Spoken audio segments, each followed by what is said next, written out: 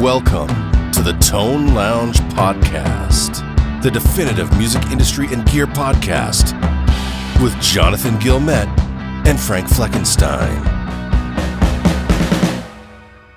What's up, guys, and welcome to the Tone Lounge Podcast. It is episode number 44, I believe. I'm Frank, I'm your host. With me today, joining from Canada, the Duke of Voxington, aka Jonathan Gilmet, or the other way around.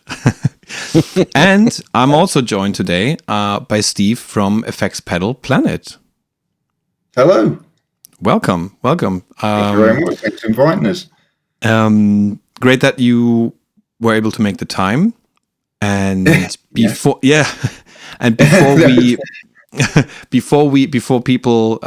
people might be asking, is like, you know, how does this whole connection come together and come into place, or how it started? So the first time I met you was when you were running a Facebook group around effects pedals. That's and I saw that group probably around 2020, something like that. Right, yeah. Yeah. And so that was really the first time, because I was just starting to sort of, you know, find an audience for the pedals that I was doing at the time. And obviously, you know, looking for Facebook groups was like the next sort of possible and let's not say cheap way to do, because it's still work, you know, you need to be active and engage. And then eventually, at some point, you started your own business around effects pedals, which then became Effects Pedal Planet. So you're based in the UK? That's right. That's right. Where exactly? I'm based in the Midlands, which South Derbyshire, which is just south of the Derbyshire Dales, just off the M1. So, but yeah, we met. Yeah, like you say, during the COVID period. I'd actually seen you post your All You Can Boost pedal, and you posted it in a group, and I remember seeing this boost pedal, and I was like, I quite like that name, All You Can Boost. It's quite a catchy name. That's true. And I thought I'll get in touch with this guy, and it was the time when the community page or the Facebook group I was really working on sort of promoting small independent effects pedal builders, or as much as I could. So I started in interviews with effects pedal builders, and I saw your pedal, and I thought I'll get in touch with you, and we booked in an interview. We did an interview, and I thought, yeah, I like Frank. I like his whole vibe, the way he's presenting himself. It's very professional. I like what he's talking about. What he wants to do with the pedals. And it really started from there, didn't it? And I think after the interview, I said to you, "Oh, look, I'm going to be opening an online store. Would you like to be okay if I stocked your pedals?" And it kind of really went from there, hasn't it? And we've always kind of been in touch, you know, on social media and everything, haven't we? So, but you make great stuff. You make great pedals. Thank you. Yeah.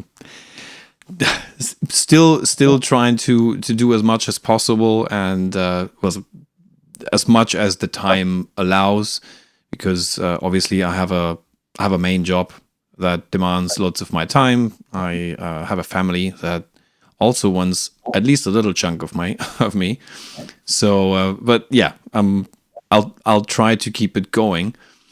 But we also live in times where it's actually not easy to do that. I'm not talking about the time invested, but it's very difficult to sort of stick out, because there seems to be this endless sort of sea full of pedals, and well, it seems like we're running out of buyers. I'm not sure. Well, it's interesting, isn't it? Because I remember when you posted the All You Can Boost, and on social media, it attracts lots of different sort of opinions and things like that. And I seem to recall somebody had said about how many knobs does a boost pedal really need to have, kind of thing. And I thought that was kind of interesting. But actually, we're in a very saturated market, and what you did, you actually stood out because your boost pedal had 6 knobs, 6 controls. You've got active EQ. You've got 2 boost levels and a high pass filter. So it stood out. It stood out amongst the crowd. I think if you'd have done a conventional boost pedal with 1 controller, maybe a tone knob, it would have been amongst everything else. But you actually stood out. And I took that as a real positive in it, and that's what I really kind of latched onto your pedal and what you were doing. So yeah, you're right. It's very difficult to make yourself stand out amongst a very saturated market, but you did it with the All You Can Boost, And I still get people asking about it now. I'm sold out. I've got to put another order in. So there's people that still actually want it. Yeah, that's great. I remember just one little thing, Jonathan. I remember that I posted about the pedal in another group. So I always try to cover as much Facebook groups as possible, obviously. And I posted in another group, and the admin of that group actually sort of made that comment where he said well, that's funny, this guy thinks a boost should have more than 1 knob. Ha ha ha. And it was kind of, but I remember the comment. Now that you said that you reminded me, I remember the comment. Yeah. And I saw it as, here's a guy who's starting out, much the same as myself. And I thought, I'm going to say hello to this guy. I'm going to talk to this guy and find out what he's doing. And that's when I connected you and sent the message. And I said, hello, Frank, I'm doing these interviews. Can I interview you? And you said yes. Yeah. You kindly said yes. And as I was talking to you, I thought, yeah, this guy, he knows what he's talking about. I can tell, you get a vibe about whether people are knowledgeable about their subject or, and you came across very knowledgeable about the subject. And so I thought, yeah, this is somebody who I want to sort of partner with and connect with. And that was it, really. I took it as a positive. Right. And it's interesting that you say that the market is saturated, because it is. But we have to stand out, I think, really. And I just took your All You Boost as a very positive thing. And it's a great pedal. Thank you. Yeah, it's still my favorite, to be honest. Yeah. I've still got mine. And it's, I remember the first time I plugged it in to my amp, and the headroom on it is phenomenal. The active EQ is great. It's a great pedal. Yeah. Great pedal. Thanks. Yep. Absolutely. Jonathan, go on. I have a question for the both of you. So we talked about how the market is saturated, meaning that it has a lot of the same thing. Do you guys find that something that stands out but also offers a solution to an actual problem might distinguish itself from something like another Tube Screamer or another King of Tone? I think so. I think a lot of it comes down to not just the creation of the product, but also how a brand promotes themselves.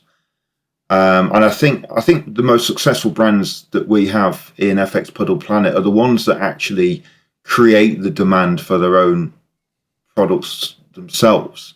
So they're very active on social media. An interesting one is, and if you've not already connected with Mark at Summer School Electronics, please, contact him. Mark is a teacher, and I don't know whether you've seen his pedals about. But I've heard the name. I've heard the name, yeah. Yeah, he's a teacher, and all his pedals have a educational teacher or school reference. He works so hard. He works unbelievably hard, and he's also a musician. So all the pedals that he creates, so he'll have basic sort of tube screamer circuits with kind of little tweaks to them, very useful tweaks as a player. But Mark works incredibly hard to make himself stand out. And I think to answer your question, hopefully, Richard, I think a lot of it comes from the marketing and also the wanting to get your brand out there and to be noticed. Chris from Jupiter FX, he's very good at it as well. He creates his demand. He's very good at it. He's on social media constantly. He creates the demand for his products. Whether he makes a tube screamer or whether he makes the Jive, which is just a conventional boost pedal, but it's a very popular boost pedal because he's created that, that demand for his products. I'm going to answer the question in sort of a twofold way, because obviously I am participating in the market with, as a pedal builder, and the thing you just said is sort of my crux, really, because having a main job, it is very, very difficult. I'm having a main job, having a family, and also wanting to do something else that's not, MI related. For me, it's very, very hard to be consistent on social media. And if we know one thing about social media, then it is that you have to be consistent. You have to be out there every day. And ideally, you not only show nice images of your pedals and like nice little videos, you also sort of personalize the whole thing by being out there yourself and, attaching your face to the name. Yeah. And I feel like that's sort of my crux. That's something I have to work on. And the other view that I have is obviously the one from an MI, like as an MI professional who works in the industry for more than 25 years, where I see that apparently these days the only way for a lot of companies to stay relevant is obviously what you just said, be out there all the time and be in people's faces, so to speak. But also for some of especially for some of the companies that can actually pull it off, is to have releases every quarter. One new pedal every quarter. Otherwise, people sort of forget about you. They forget about your name.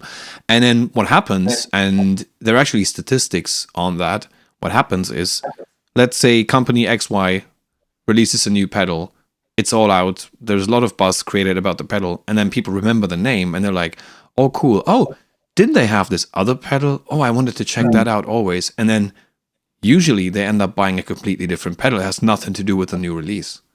Yeah. So I think it's kind of these two things.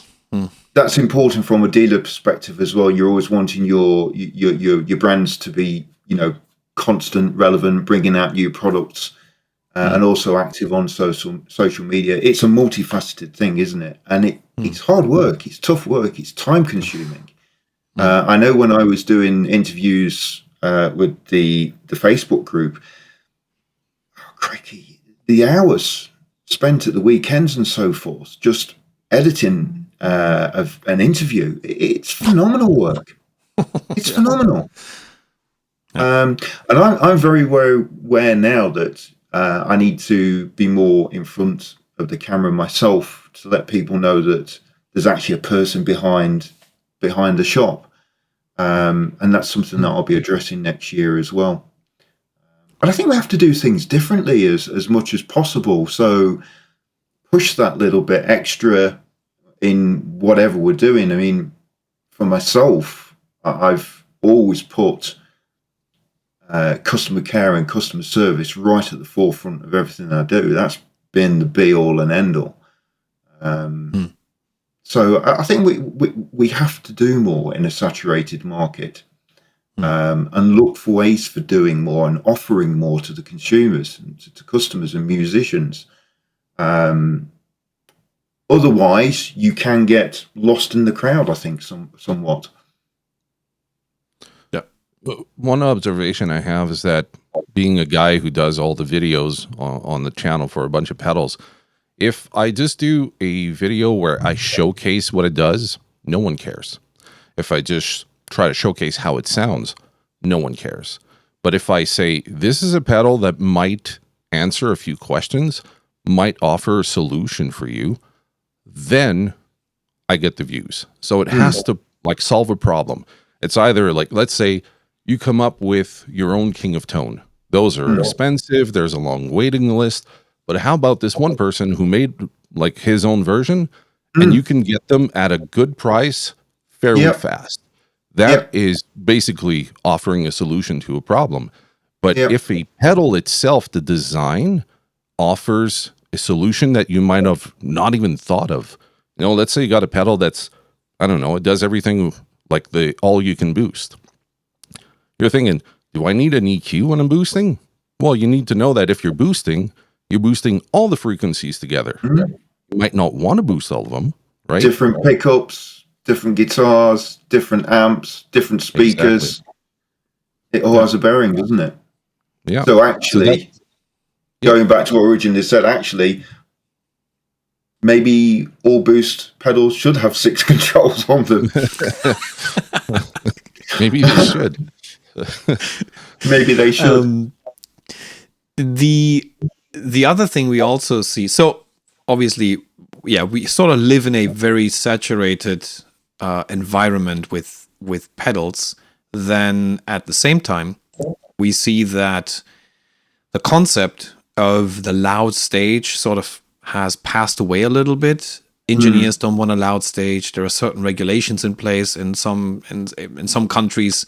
I recently saw an interview with Chris Buck, fellow British guitar player, who said they played in Switzerland, and I could relate to his experience because I've played shows in Switzerland as well. And there's actually a cap. You can't be louder on stage than 80 dBs, which is nearly impossible because once you hit a snare, you pass that but easy. So obviously everything has to be like low in volume, and a lot of people are switching to devices that are directly to the mixing desk and all these things, and that sometimes kind of helps eliminating the whole pedal and amp conversation. And one question that is being asked a lot these days when I look out and look at YouTube and different YouTubers picking up on the topic, where usually the title is sort of clickbaity, where it says, are pedals dead? ? Or pedals are dead! ! Do you think that pedals are dead? Do you think that we're going into like the digital realm and we're not coming back, or how do you see that? Well, as a FX Pedal Planet is a small family business. It's growing. We're seeing growth and pretty good growth as well, which I'm really pleased with. So I only have now to really talk about. It's just like me to open up a business straight out of COVID and following a global finance. That's just the kind of thing I would do. It's very unlike me to open up a business when everything's booming. So I only really have now to really compare with. But the shop is doing very, very well, really well, wow. and I'm very pleased. There's growth, of which I'm investing back into the business. I want to invest back into the business to give our customers more and better products. I'm always on the lookout for new and better product and more product. So I don't see it. I'm seeing growth. Whether it will, I don't think pedals will die. And I I try and look at things as positive as possible, and also as realistically as possible as well. Things change, trends change. We're definitely in the digital age now. But tone benders were created when the 60s, or 60s, yeah. We're still making tone benders. Yep. Has the world not seen enough tone benders? But we're still making tone benders. We still love them, and we'll still be making tone benders, thankfully, in another 60 years' time. I think things go in circles, and it's a bit like vinyl. So we went from the vinyl age, then we went to CDs, and we went to digital. And I have digital. I have all three. I've got CDs, I've got vinyls, I've got digital, and I use all three. But it's always the case when modern technology comes out, it's great, but people usually say, oh, isn't it great using the vinyl? There's something good, just something about using a vinyl record and playing it, and the sound, and just the whole nostalgia thing about it. I don't think particularly the area that we are with sort of boutique and handmade effects, that will ever kind of go out. It may cycle and recycle, but I don't think it'll ever go out, because, as I said, we're still making tone benders. We'll still be making tone benders in another 60 years' time. And why? I think it's because there's just something about rock and roll is loud music, isn't it? It's amplifiers, it's drums, it's guitars, it's bass, it's a singer, it's very angsty, and there's just something about an amplifier with a speaker cabinet, and the amplifier turned up, and you're playing the chords. It's not necessarily just the sound, it's the feel that you get from it. I've got a friend he actually lives on the same estate here, and he was talking about his friends. They've got, in the band that he's in, they've got digital amplifiers, and he came around, and you probably don't really can actually see it, but I've got an orange stack there. My friend came around, and I put on top of the orange stack a little orange Micro Terror. I said, "Here we are, Dan." I said, so I turned the volume up and just adjusted the gain to taste, and I started playing. And the first thing he said was, "You can feel it," and that's the point. And that's the thing that I don't think digital can replace.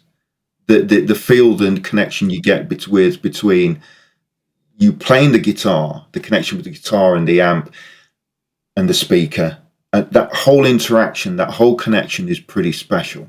And certainly, when you're into gear and guitars like we are, we get it, we understand it, we love it. And even when you go from a 30-watt amplifier to a 100-watt amplifier, again, the tonal range, the harmonic content that a 100-watt amplifier gives, it's phenomenal. And I think digital can't replace that yet. It's good, and I use it. I use digital all the while. But I will always go back to analog, because not just necessarily because of the sound, but also the actual feel. And also, someone once said to me, we're a bit, in our community, we're a bit like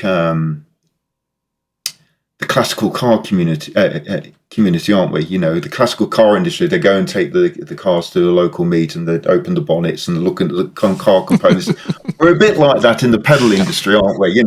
We like the gut shots of the nice, the tone bender circuits, the fuss circuits, and everything. We like that.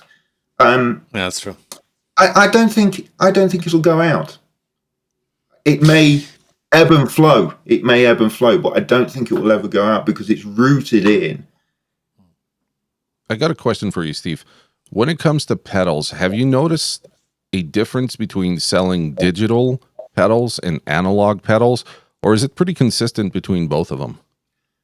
Well, we don't really sell digital as such. It's mainly sort of handmade analog or hybrid circuits. Okay. Everybody wants the latest pedal. Everybody wants the new release. Cracky, we sell pedals at, at £800. We've got a pedal, from Meza Barbara at £800, and we sold out. I'm out of stock at the moment. Wow. 800. Got to jack up your prices there, Frank. Yeah, probably. But it's a great pedal. And Pier Angelo, who makes Meza Barbara, he's a fantastic guy, and he makes great amplifiers and great pedals, just quality products. I think people, depends, we're all different, but there's certainly a market out there for sort of high value quality products, I'm finding.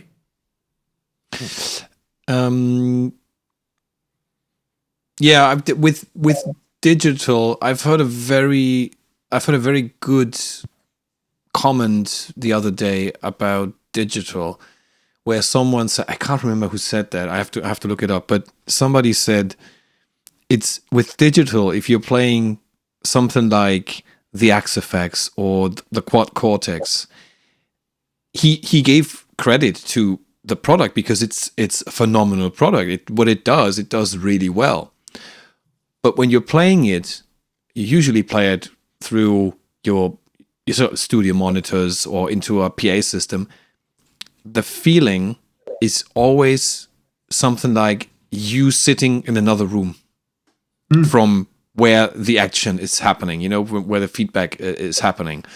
Yeah. And I can relate to that because for the time I was using a digital solution because I had to, because the band concept demanded it. I felt the same way. Sure, it was direct. It was a direct response, but the feeling was not like I was in the same room than the amp, so to speak. No, there's just something when an amplifier is turned up and it's in its sweet spot. And the other funny story I like to pull out of the hat is that I went to the music store that I worked in for a very long time and passed by the test booth for the amplifiers, and someone was ripping through a 5150 and really loud, and guy could also play. He was riffing, so it sounded great. And then a young guy passed by the same time, and he was looking, and he was like super surprised, and he was looking at the amp, and I asked him, I was like, sounds great, huh? And he was like, because apparently he had never played a proper amp. He was always on this one, like digital thing, and he said like, "Wow, okay, so that's how that sounds like, like in real life," and it's it's fascinating. Fascinating. But that's where the instruments and the gadgets and stuff that we use, it's all rooted in rock and roll music, I mean, the music industry is very different now. A lot of it is digital, and there's here's me talking like I know the new modern music scene, but there's no bands on stage and stuff like. It is very different. It ebbs and flows, but with rock and roll music, it's amplifiers, it's guitars, it's that's what it is, and I don't think that will ever go. I don't think we'll ever lose it. It may ebb and flow, but it will always recycle and it will always come back. And as I said, I'm only noticing sort of growth and a desire for people to want to use these analog pedals. And a guy came over quite last week, in fact, and he was extremely knowledgeable about the subject, about pedals and different brands, gain structures, and everything. He was so knowledgeable about it. It's certainly a topic with a lot of people that they can engage with and wrap themselves up in and get enthused about. Got a question for you guys. Do you think that maybe this is what's contributing to maybe the perception that pedals are dead, is the fact that guitar players now, they have YouTube You have that pedal show. Some of the people that actually build pedals make videos and talk about them. So now they don't get sucked into the marketing as much. Do you guys think that might have an influence?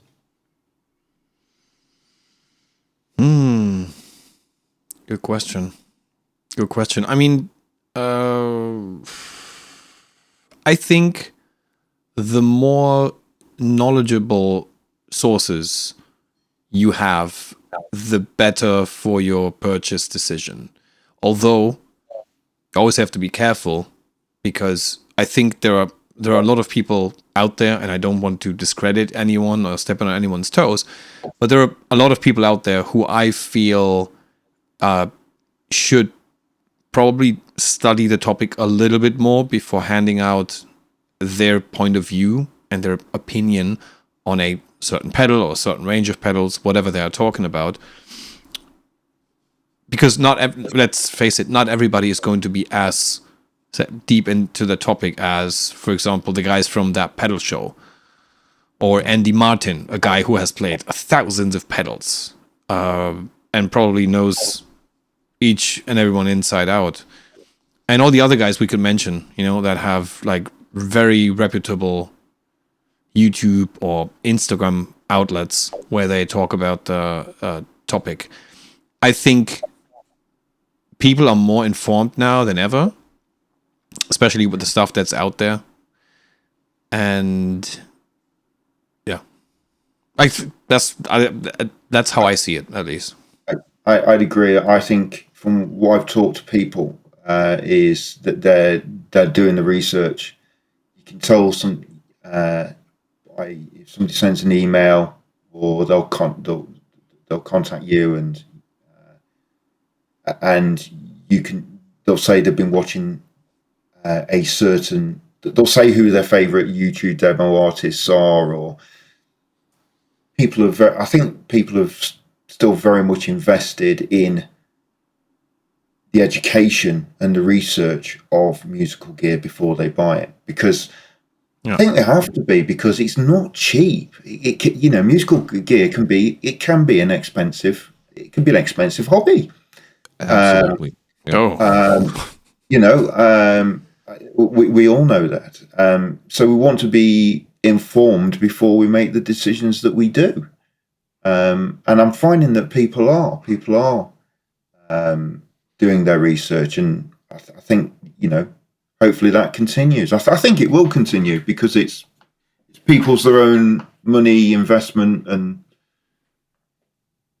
something that they're passionate about, which is playing the guitar or playing the bass or whatever it is. It's something that it comes from a passion, doesn't it? Yeah. The reason why I was asking you guys is that over on my YouTube channel, I got a lot of comments like, "Thank you for doing this shootout," or "Thank you for doing this demo. I won't have to spend my money on that particular pedal." And that kind of makes me laugh, because I don't have an intention. Like, I'm not trying to sell anything. And you got people saying, "Thank you, I'm going to keep my money." And I'm like, cool. If that's the point you got out of this video, awesome. But I'm getting way more of that now than I ever did in like the last 6 years, which is crazy. Yeah.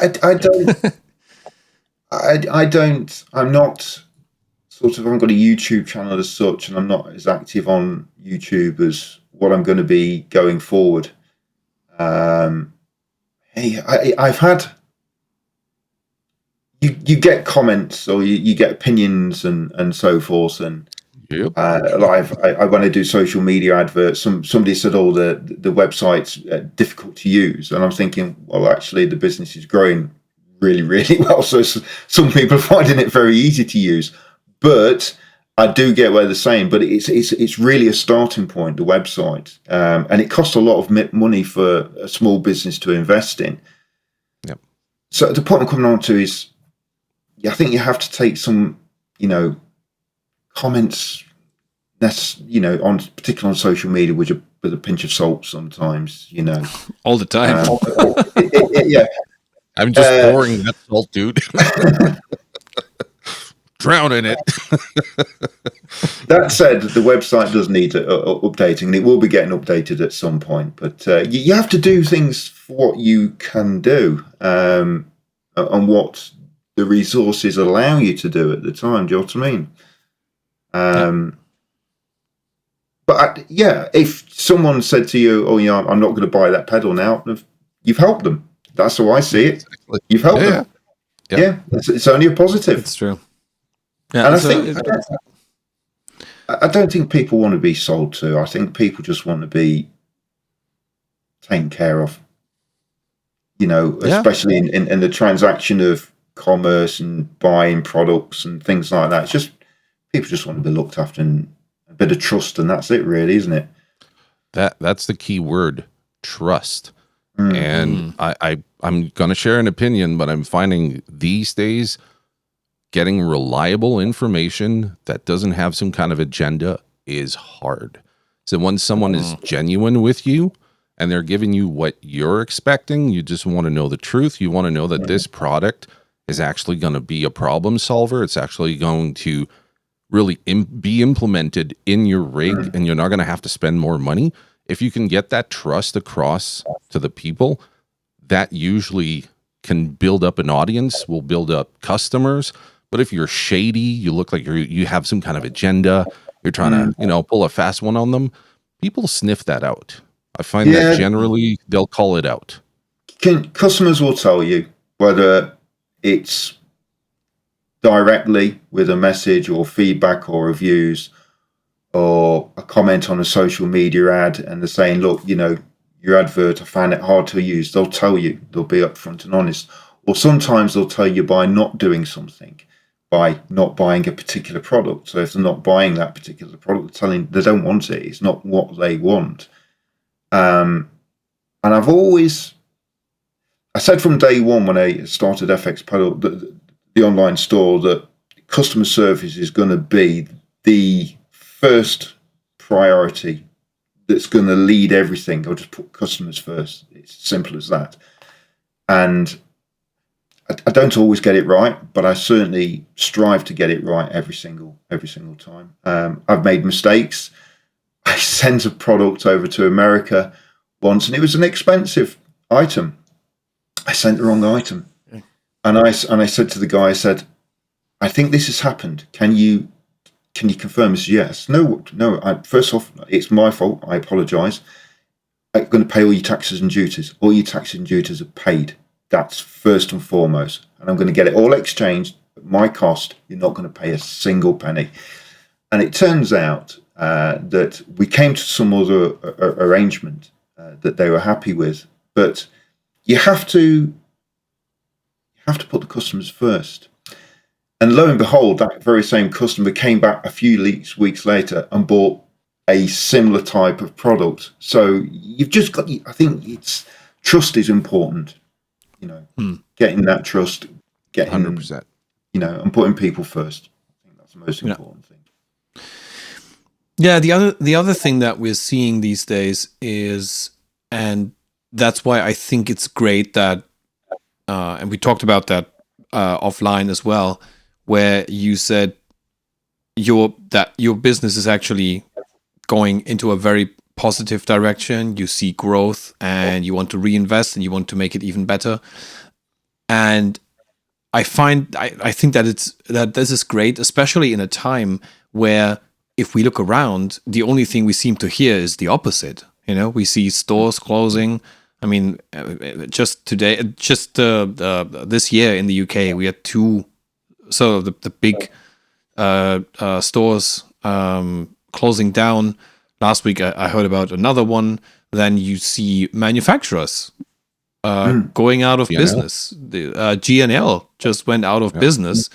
And the fact that Fender bought the whole thing, they bought G&L and BBE Sound, means that we're probably never going to see any of those products again because that's what sort of Fender does. Or have you heard anything ever from SWR amps? No, I haven't. Dead. Tacoma guitars, gone. Yeah. So it's why do you think that is? Do you think that that's because you obviously put customers first and customer service is like your number one priority, or is it also possible that it's because you specialize into a certain thing and you stick with that? You don't diversify into, oh, now I could do guitars and I could do more amps and I could do this and this and that. Well, the shop's only been going a few years, so it's still, early days, and but I'm very pleased with the way it's progressing. That's for sure. And there is growth there. And it's not bad growth. It's I don't know. I think, as I said from the very first day, I said customer service is going to be first priority of what I do. Putting customers first. That's it.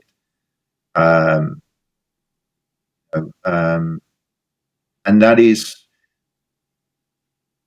in the communication that I have with the emails, trying to run the business as professionally as I can. It's not necessarily how big a business is that counts; it's how professional a business is that counts, I believe.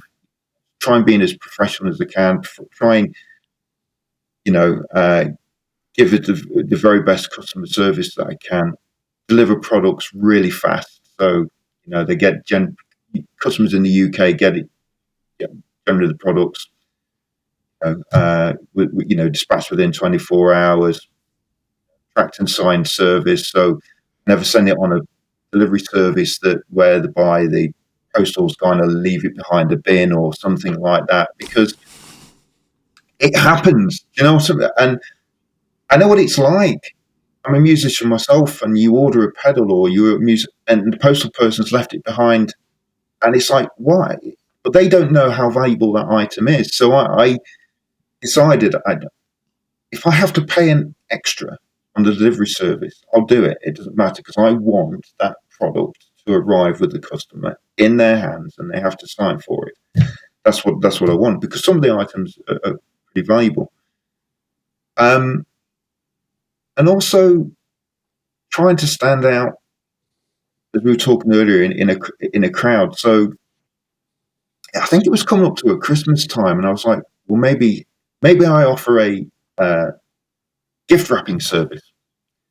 I thought, well, actually, then why don't I gift wrap everything? Because some of these pedals are expensive. Some of them are £800, £300, whatever it may be. They're expensive items. So I decided, okay, what I'm going to do is I'm going to gift wrap everything, make the occasion, the moment of receiving an order from FX Pedal Planet as special as I can. And I thought, I'll just give it a try, see what kind of response I get. Very shortly after I started doing it, I got an order for a pedal, and then about 4 days later, the same person ordered another pedal, and then I got a lovely email, and they said they were so pleased with how the pedal was gift wrapped. She said it was actually a present for her husband, but she was so excited. Oh, wow! She was so excited about how it was gift wrapped. She couldn't wait to give it him. So she gave him the pedal before his birthday. But then she got nothing to give him for his birthday. So she came back and bought another pedal. That's great. That's amazing. So it does matter. Yeah. And I think these little things of like putting extra, the little extra touches, I think it does make a difference. What I did in the beginning? I thought exactly the same way. That's why I tried to figure out, okay, what could I do? And then my wife had a great idea. She actually said, you know what? You should put something in there that no one else has.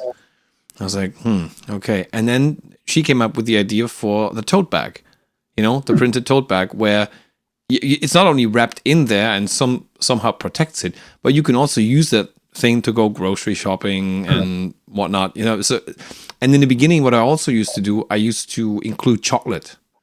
Yes.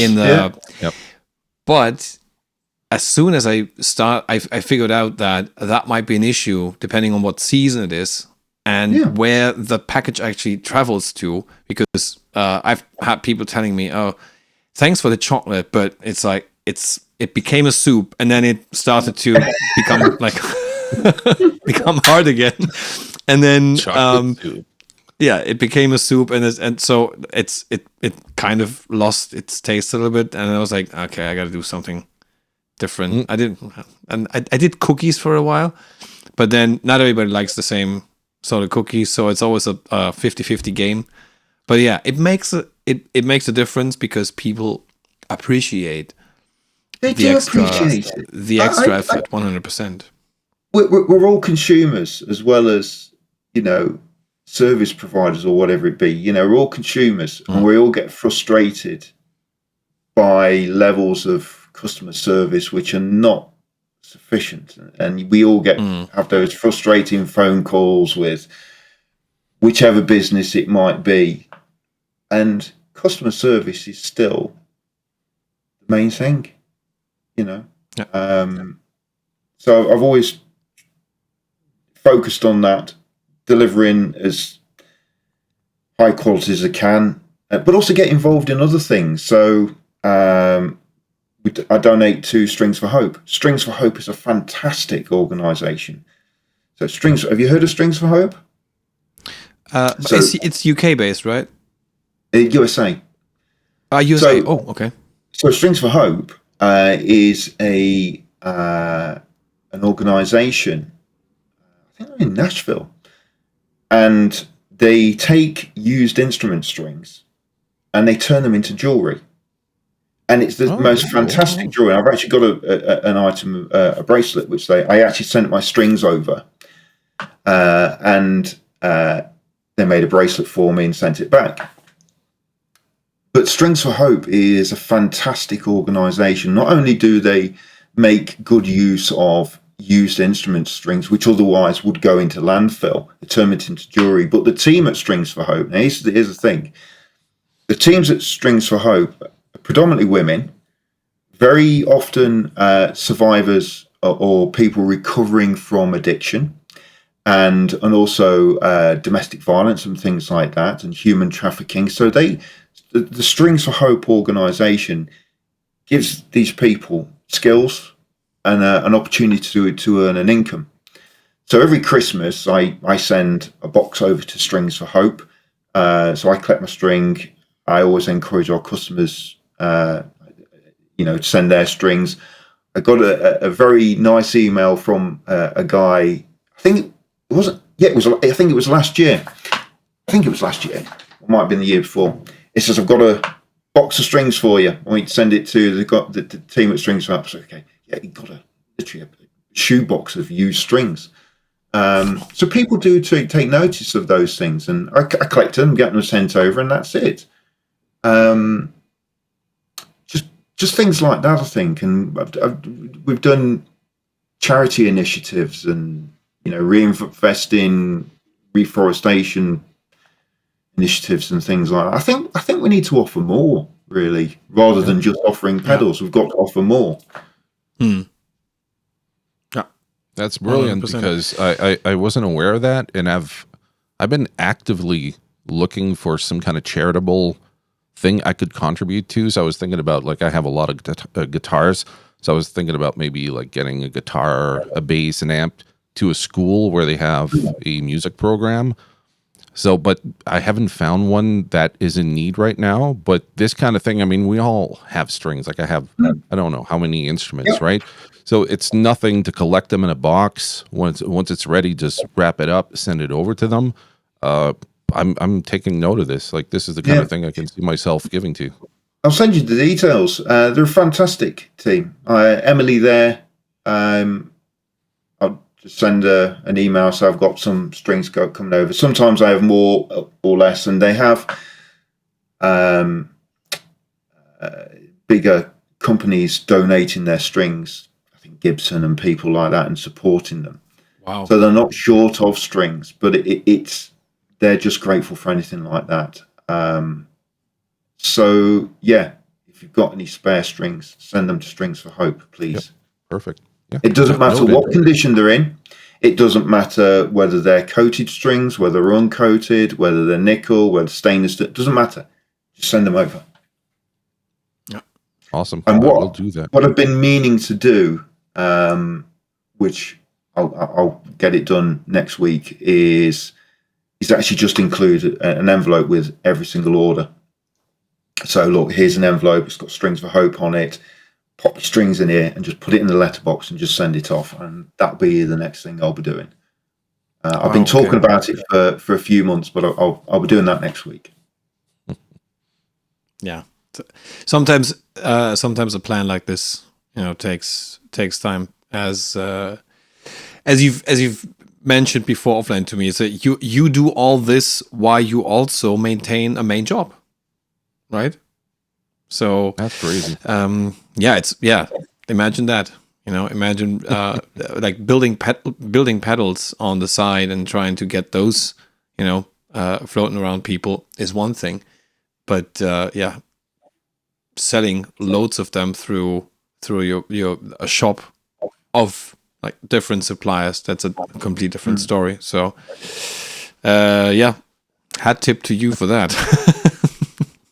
100%. So in terms of the future, you said you want to reinvest into the business. Does that mean you want to look into getting more brands, or do you want to eventually diversify into a different product category at some point? Well, I've already diversified into other products. So I'm selling guitars. Sent a guitar to America just a couple of weeks ago, and amplifiers. So FX Pedal Planet is, I don't know whether you can actually see the Mezza Barber rig, which is just there. Yeah. We're dealers for Mezza Barber. And again, I some of my colleagues in the industry were like, "Are you sure you're going to be able to sell that, Steve, in an online store?" And I was like, "Yeah, I'll let the customers decide. They'll tell me." And I've sold a few units. So I've already started. I've got some of their combos in stock.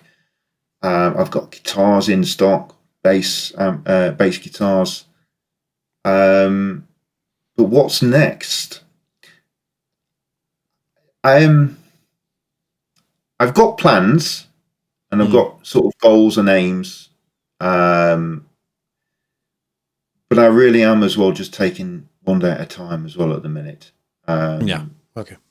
Because, I mean, at this minute in time, I mean, the first 5 years with any business is very sort of risky, if you like.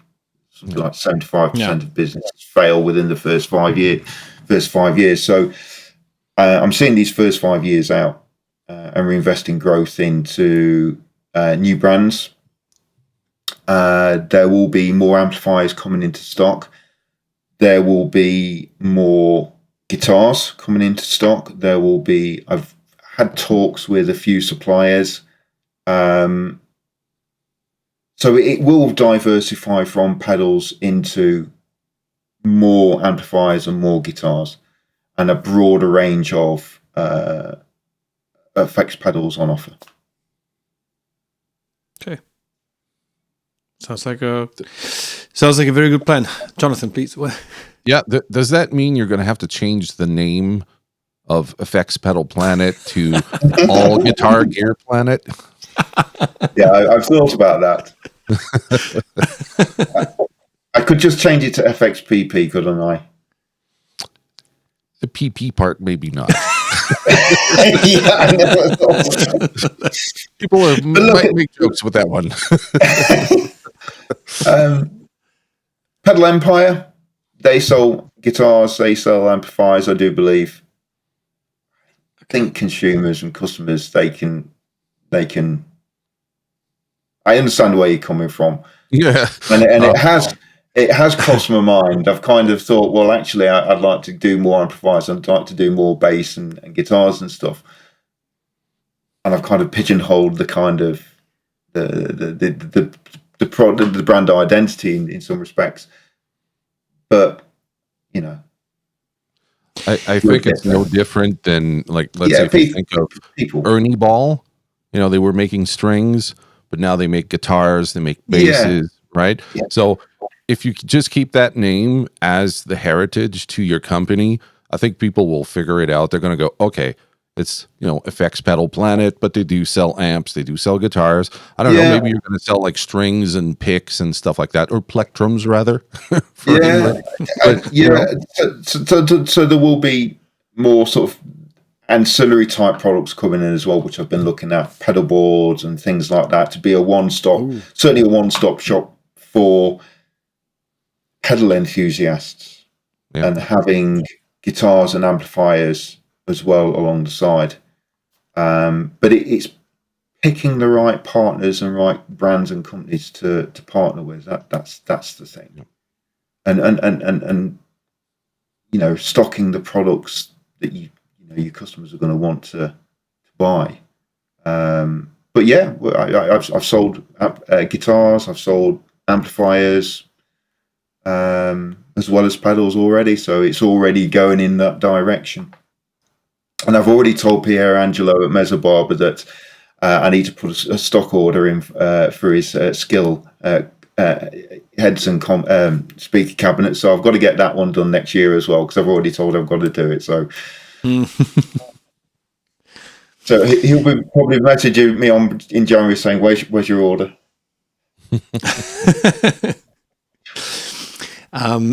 So we usually end this episode with a sort of rapid fire round of questions, which is okay. Jonathan's domain. So I hand it over to you.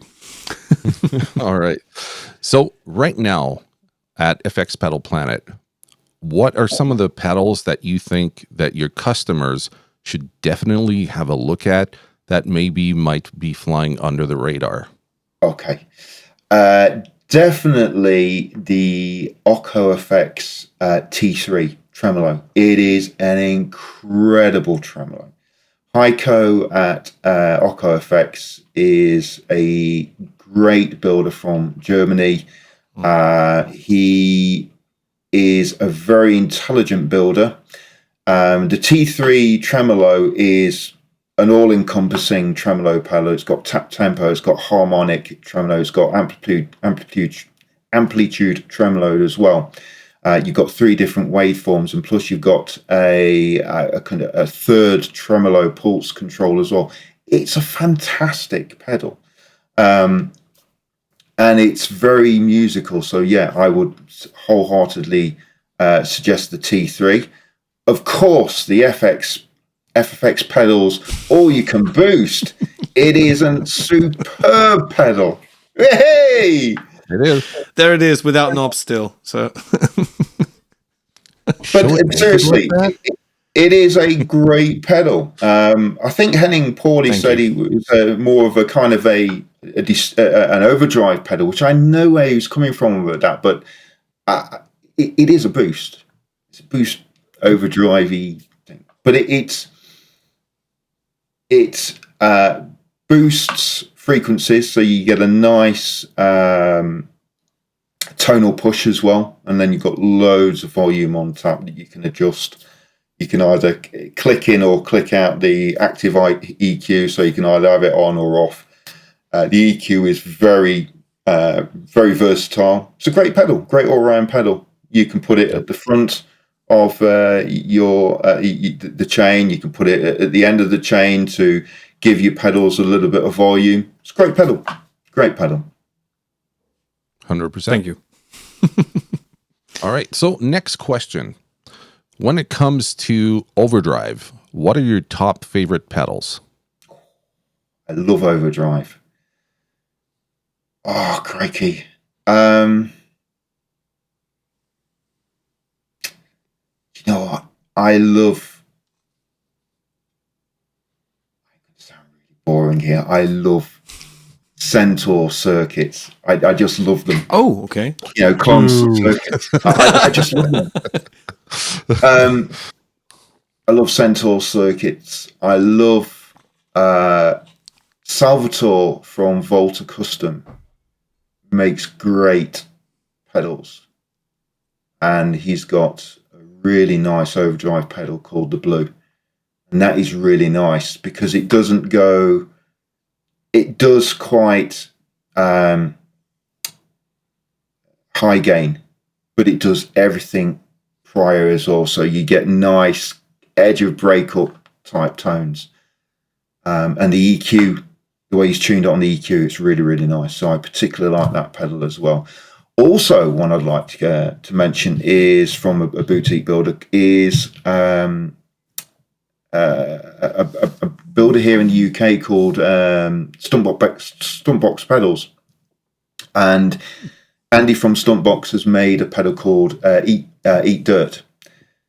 Andy is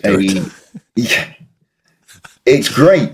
It's really, really nice. It's a boost, and it's an overdrive and a boost. You've got 3 different types of overdrive. You've got a boost on it, which we can select whether you want the boost pre-overdrive or post-overdrive. It's really nice. I think it's a JFET circuit. It's really nice. I love it. That pedal is, again, it's something.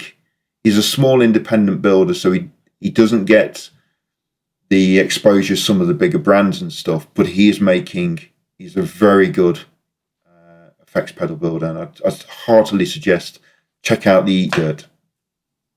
Cool. When it comes to more readily available pedals, think MXR, Wampler, Boss. Is there a company in there that you really admire, or maybe like you favor their pedals over others? Oh, crikey. Yeah, I love what J Rocket do. I love what JHS are doing. Walrus Audio. I have a Walrus Audio Bellwether delay, which I bought years ago. I've still got it. It's one of my favorite delay pedals. So I really like what Walrus Audio are doing. I love what Chase Bliss are doing. They really push the boundaries again. And what we were talking earlier about pushing the boundaries and offering something different, and Chase Bliss do that superbly. So yeah, Wampler pedals. I love what Brian's doing. So it's all fantastic. Perfect. Now, when it comes to testing out pedals, do you have a preferred amp? Is there an amp that you always go to? That's the one that really is like the litmus test for pedals. Yeah, it is my Mesa Barber Skillhead, which is that one there. So, there we go. So that rig, that Mesa Barber rig that I bought from Mesa Barber, I actually bought it for stock, and I've always used orange amplifiers all my life, and I still do. I've still got a range of orange amplifiers, and I bought in some stock from Mesa Barber. I'd never actually played any Mesa Barber, so it was quite a risky thing to do, but I had faith in my instincts, and I played it, and I emailed Pierangelo. I said, Pierangelo, this is going nowhere. It's just too good. It's just so nice. So that is my favorite rig at this moment in time. Mesa Barber are known for very high gain amplifiers, but actually they do nice cleans, edge of breakup tones as well. That's a 30 watt amp, and it's got a drive switch on it. And it's kind of a cross between it's like, I've heard people say it's like a Soldano, or it's that kind of thing. So it's got its own thing. Yes, it does high gain, but it does nice cleans, it does nice drive, crunchy tones, and it's got a drive switch on it. And when you switch the drive switch, it's like having its own inbuilt overdrive pedal in the front of the amp. It's just gorgeous. It's just really nice.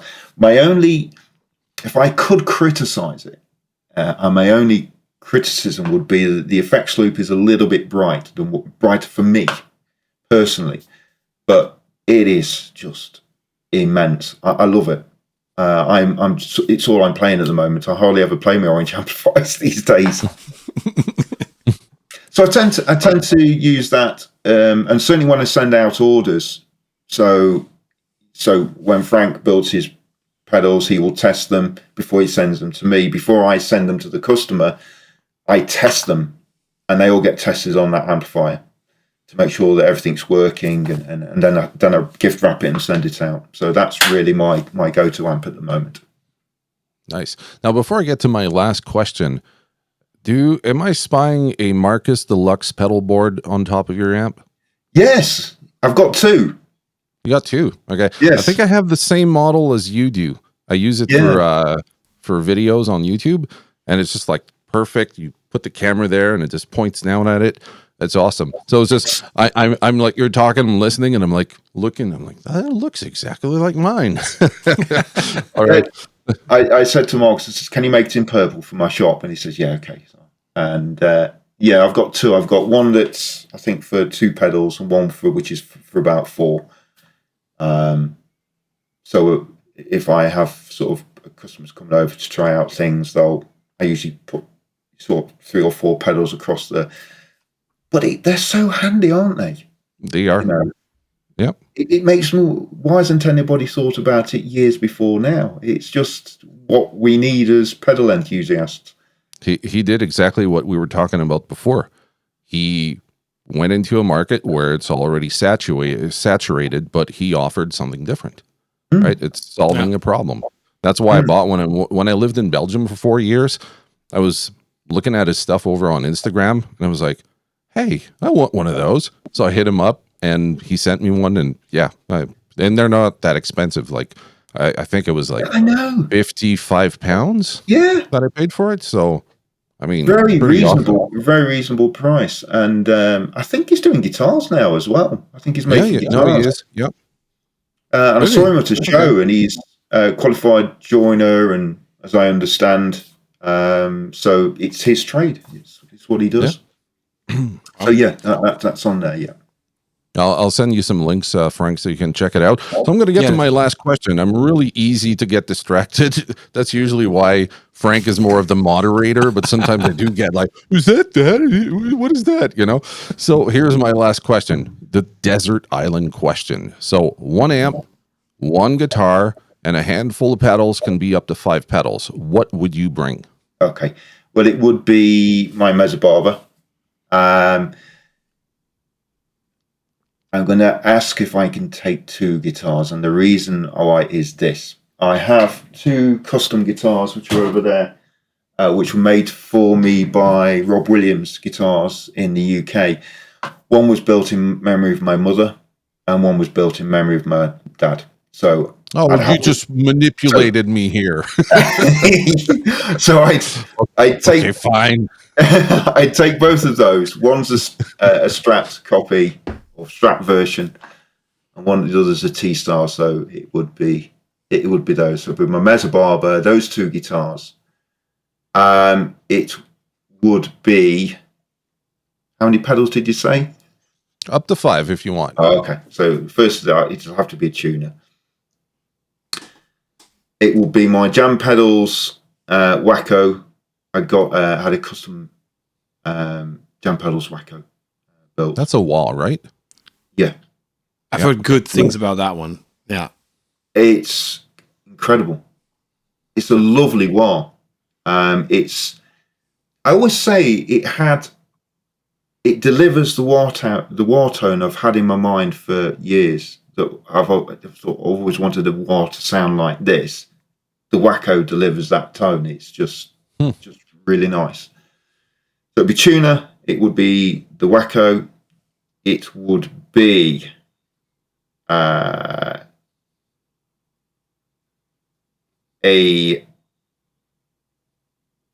preamp, probably the